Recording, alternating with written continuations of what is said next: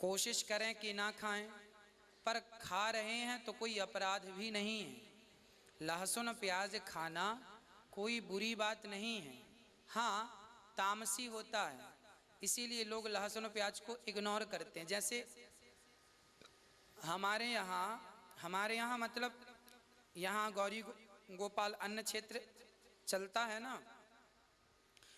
3 से 4 हजार लोगों का भोजन यहाँ रोज बनता है, परंतु किसी भी दिन किसी भी प्रकार से लहसुन प्याज का उपयोग यहाँ के भोजन में नहीं किया जाता।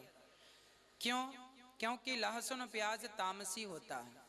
वैसे तो आयुर्वेद में लहसुन को अमृत की उपाधि दी गई है, प्याज को अमृत की उपाधि दी गई। आप लहसुन प्याज खा सकते हैं, पर दवाई के तौर पर, है ना, दवाई के तौर पर। जैसे मैं अपनी बात बताऊं, जब बहुत गर्मी पड़ती है ना, जैसे मार्च खत्म होता है और अप्रैल शुरू होता है, तो मार्च अप्रैल के बीच में ना बहुत गर्मी की शुरुआत होती है।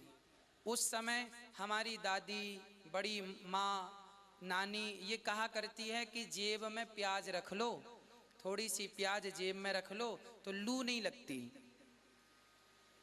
ऐसा बड़ी माँ कहती है, माताएं कहती हैं कि बेटा प्याज जेब में रख लो, लू नहीं लगेगी।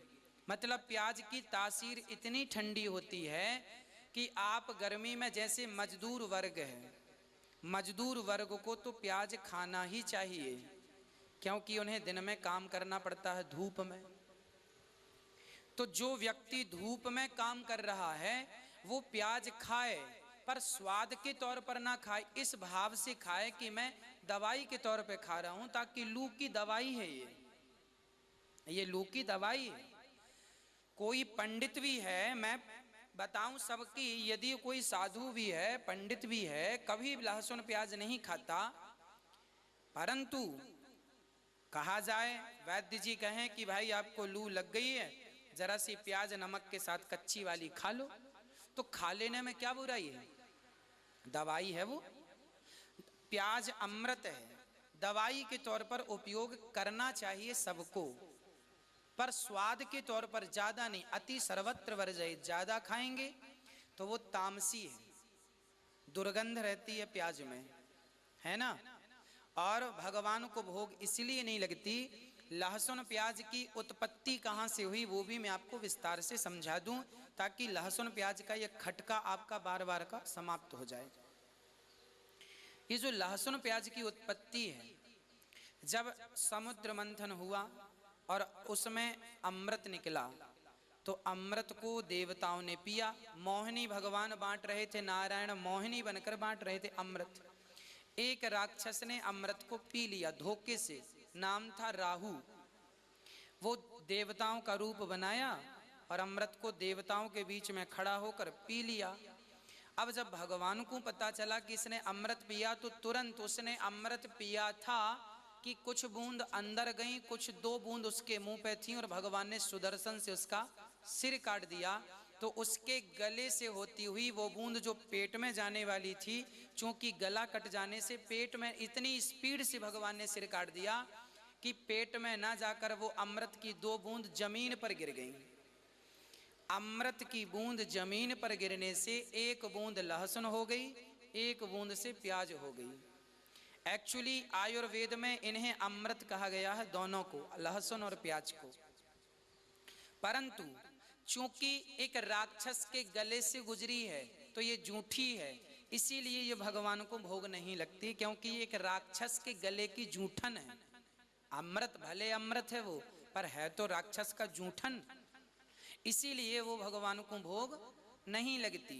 हाँ, पर अमृत है तो आप और हम दवाई के तौर पर ग्रहण कर सकते हैं, बुराई बिल्कुल नहीं है।